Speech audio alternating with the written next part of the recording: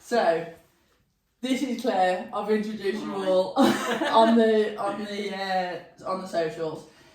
So this is going to be the first session, the first episode of our Meet the Parents series that we're going to try and do. So Claire is a guinea pig, and I've told her not to swear. I'll try.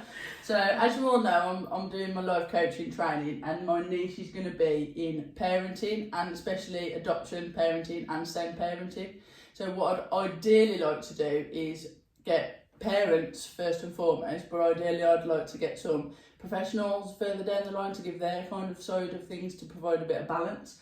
But this session today is going to be focusing on SEN parenting. It's all going to be confidential, so as hard as it is, we're going to try not to mention any names. Obviously people who know Claire will know, but we're not going to mention any names that identifies anyone. And it's not a coaching session, but it's just about raising awareness really, and it's about us kind of giving people an insight into what the challenges are. It's not about us kind of saying what agencies don't do, whether that's education or adoption. It's just about saying what can be done better, like what we can do with what we've got. So I've got some questions for Claire. We're just going to try and do it as a chat. We've made posh coffee for the occasion. Cheers. Cheers. And we're just going to kind of have a chat and see where it takes us. So, yeah. You ready? I'm ready. Okay. So Claire's got some notes. I've given the heads up because obviously being questioned one-on-one puts you on the spot. So just whatever you want to answer, Claire, whatever information you want to give, you can give. If you don't want to give anything, that's fair enough. But I wouldn't have nothing to record, so okay. Just a little bit. So, first question. So, if there were no barriers at all in terms of education or any other establishments, what would the world look like for your son? I think for my son, because I think it would actually be like a really kind and happy place, because that's how he is. He's really kind and happy, but because we don't have a diagnosis yet, we don't know if he's autistic, ADHD, PDA, we're just exploring all the options. Those barriers are in place because we don't really know what we're dealing with. But I think there would be better access to services, for one, because that's always a barrier. You have to fight to get what you want for your child. Has that been something that you've struggled with? 100%. I've been passed from service to service to service. I've been discharged from services because they can't help us. I've been passed to other services, they can't help us. I've even been referred back to the previous service. Where you was discharged from? Yeah. And it's just so hard. So I think that is definitely a barrier, like accessing the services. And I think there'd just be less pressure for my child to fit in as a normal child. Because he's different to other children, and at the same time he's not. It's so hard with him because he's either one way or the other. I feel a lot of pressure and he feels a lot of pressure. So I think the pressure would be taken away and we can just enjoy life really.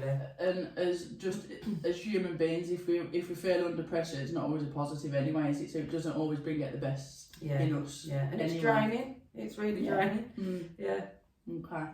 So just to kind of recap then, in a world where there's no barriers, you'd have access to services, people would be kind, people would be accepted, things that actually shouldn't really be a barrier, especially for a child. Really. So that's fab. You've talked briefly, but if we can kind of be specific around education, what barriers do you experience in terms of education? So I think initially it was the listening, like they weren't listening to me as a parent, and I had to fight every single day to get anything done for my son. And like even at home, my husband used to say, "Oh, he's just a naughty child, he's just a naughty child," and it got to the point where it was every day, and I was like, "No, there's something more." So I mean, I'm always in and out of school. They're better now, but I think it was more a lack of understanding. And I think when you find a specific person who understands better, like there's a fabulous SEN teacher in school now, I think your world just changes and you get the help and support you need. Do you think, you've just touched on that, do you think that somebody with the awareness or willing to have an awareness that changes everything? Yeah. Definitely. And I think again my child was put into the same category as everyone else. And he's dealt with the same as everyone else, which is fine, But to me as a mom, he needs to be dealt with differently. Yeah. And that's difficult as well. Like losing his playtimes, losing his lunch times for something that he can't control. That's something that I really struggle with. And I just think, I'm feeling like this. So how is he feeling? Yeah. And there's a lot of, there's a lot of stuff about the playtimes and the movement breaks, isn't there? It kind of being put out there. But you said that is better now. You said there's a SEN teacher in the school, and that is feeling better. Fantastic. So you've talked about you, but I suppose we went into the same answer then, really. But what about your son? What would you say if he was sitting here? What do you think he'd say about education or school?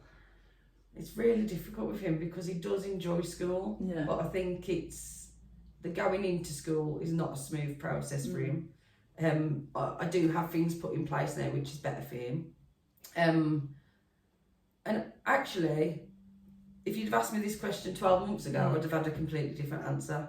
But now, there are processes in place. He can go into school a bit later than everyone else. He can, there are changes made that are specific to him. Can I ask you too, because I obviously know you and I know why they was put in place, but could you elaborate a little bit more on what was happening for your son to get him into school that kind of brought this about? Yeah, so every single day we would just have major meltdowns, if you want to call it. He would kick off, he'd run off, he'd climb out the car when it was moving. Sometimes I'd managed to get him to the school gate, but that was it. I couldn't get him through the doors. He's actually got out the doors once he's been in. He's climbed over an 8-foot fence. And I was allowed to drive into the car park initially, but then that was taken away because of health and safety or whatever reasons. And then it just spiralled and he went back to complete devastation, really. But now we've trialled that for a bit. He's sort of been weaned down off that. Okay. So and then we went in a bit later, and actually for the last 2 or 3 weeks he's been going in at normal time and walking in with a smile on his face. So I think it's a long process, but we're getting there slowly. Do you think he feels that the benefit of having a choice, because that's what it feels like, is there's a choice there now rather than just you have to go? Yeah, definitely. Yeah, I think he does because he's more responsive to what we're doing. And I have to spend a lot of time at home building up to these things. So right, this is what we're going to do for 3 or 4 days before. This is what we're going to do. This is the changes. I have to show him pictures of the door, pictures of the car park. So I think... So the getting into school isn't just about that journey to school, is it? It's a whole lot of preparation beforehand with the visual cues, the talking to him. So that's a 10-minute journey to school is actually more like an hour or two type thing. Definitely. How does that make you feel every morning for school? Drained, filled with dread. Before you even get there. Yeah, I don't know how he's going to be each day. I mean, even now that we're in a better place, there are still days where it can take me 40 minutes to get him from the car to the school because he's just in a different headspace. And it's about that's the start of your day and his day, and actually that's about kind of being aware of the amount of energy that drains from you, because you come away and can't relax because you know what's happened in the morning, but he must be exhausted then before he's even started his day. And it's horrible because I just in my mind all day then I'm thinking, is he okay? I'll phone the school, they'll say he's fine, he's in class, but then he might be in class, but how is he feeling in his head? And I know another thing the school have put in place is intervention, so they'll take him out and they'll do work around certain topics, which is really good as well. So they're kind of keeping an eye on that through the day, to even if it doesn't always have to be direct questioning, does it? It's just about being around him and giving him that opportunity. So that feels like it's a positive. There. Definitely. Okay. So again, that probably leads on nicely to the next one. In terms of the support that's been put in and out, it's like it feels like it's been a bit of trial and error up to now, which that's all anyone can do, can't they? So from your point of view, what's been the most helpful, both the question is both personally and from an education point of view, but let's separate it. So from the school, what's been the most helpful for both you and your son? What's helped most? Definitely being listened to. Okay. Because as I've said already, I really had to fight every day for somebody to just listen to me. Yeah. And I think a lot of it was because he didn't display these behaviours at school. Once he was in school, he was fine. Yeah. But he was masking it all day, and then at home or going into school, that's when he was having these explosions. But definitely being listened to, and then things like when he's been on school trips, they went to Cadbury World and they printed me off a booklet that showed exactly what he was going to do throughout the day, visual cues again. So different things like that. Okay. He has like a, well, I don't know if he still does, but he has a emotion thing on his table that he can spin to say how he's feeling, or he can just change it and the teacher can look and say, oh, this is how Reggie's feeling today. So he doesn't have to say it. No. It doesn't have to say it. You can just put it there. It's there, and they're already looking out for that. That's really good. And that was his teacher last year's idea. She was like, oh, I thought of this. Let's try this. And it's. Well, I think it's worked so far. And I think sometimes it is just about a teacher just wanting to kind of connect. Yeah. It's just that small connection and that small intervention with what's already available that can make a massive difference in that moment, can't it? Definitely. So that's good.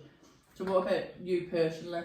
What's helped you on a personal level? Because like you say, like your son's got the support from school, he goes into school, he gets that support.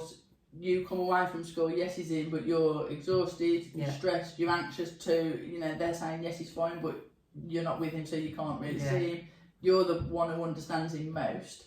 So what helps you? What do you do? So 100% my friends and family, because I have got the best support group. I'm going to get emotional. This is what I was thinking about, but like my friends who have helped me this past year have been fantastic. Like, we all go running together, I go to Zumba, I go to boot camp, and I think that having a bit of time for me, away from, I don't have to think about it, I don't have to sort that out. And like, my friends are so supportive because they know what he's like and they still include him in everything. They still like involve him, they still invite him to parties even though he's a nightmare for the first half an hour going in. You know what he's like, he'll throw his food across the room and I'm like, oh, it's so embarrassing. But actually, like, those people in my life have been amazing because they understand. And my family as well. Like, I think initially everybody just thought it was naughty, but the more they've seen it as well and experienced it, so supportive. My sisters will have him if I need to, now and again. My mum will. She lives 10 miles away and she'll come over if she needs to. My dad can't cope. He'll phone me, are you alright? But he's so I think having that support system, and I do feel really sorry for people who don't have anyone. Because that plays in my mind as well, and it's nothing to do with me, and I'm like, how do people cope? How do people cope without friends and family to help them? Because like you've said numerous times, it's not just about getting into school, it's about everything else that comes with it. And actually, for you, it's that kind of cliche that you can't pour from an empty cup, but you can't. And actually, all that stress is just emptying your cup constantly.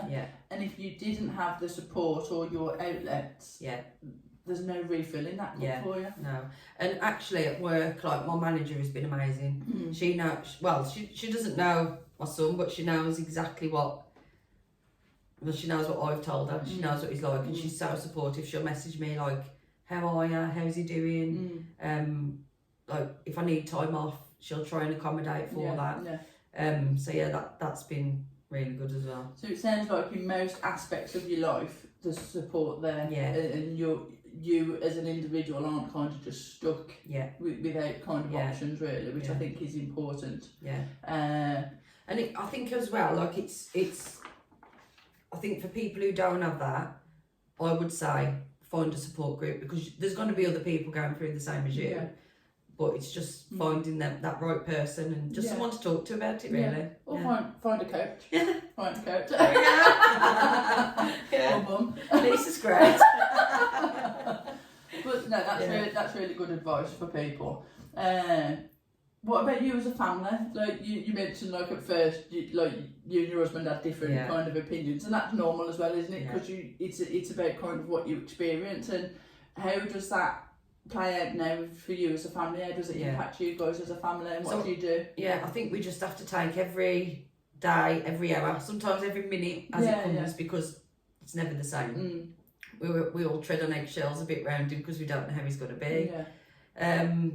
I've also got a 13-year-old, so he gets the brunt of it. But I've had to sort of train him. If the little one's playing up, he needs to remove himself.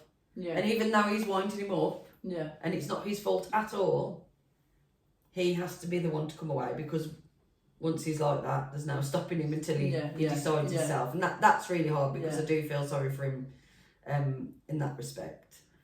But like I've talked to him about it, he's a teenager, he's just like, and it's that thing, irrelevant of the cause in that moment, like it says with your younger son, there's no point trying to reason, but it's like a neurodivergent child, neurotypical child. There's no, in a meltdown, there's no reasoning in that meltdown. So actually it's the same principle, isn't it? Let's wait till everything's calm, and then we can kind of deal with it then. And there's no in between, they're either best friends or they hate each other.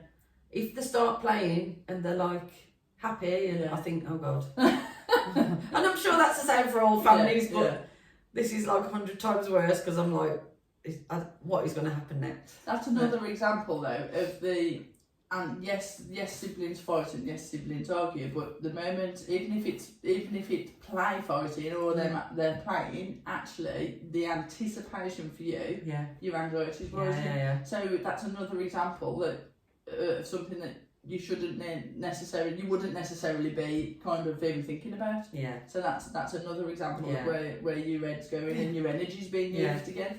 So and I think as well, like going on days out, I put off a lot of things because I don't know how it's going to be when we go. Like sometimes I don't care anymore, but it's embarrassing when people like make comments or look at you funny, and now I'm like, whatever, you look, that's your problem, not mine. Like I'm dealing with my family. But like if we're going out for a day on a Saturday, again I have to build up what we're doing, how we're going to get there, and then he'll be like, what time we're going, how many hours is that, how many days is that, what we're doing when we get there, what's it going to look like. So he wants to know. He wants to know absolutely everything that we're doing. Does the planning ahead work for him? Sometimes. Can I ask what happens if the plans have to change, which sometimes they do? Again, it varies, but majority of the time, major meltdown. So like, it just depends on how he's feeling on the day. Okay, so not predictable. No, very unpredictable.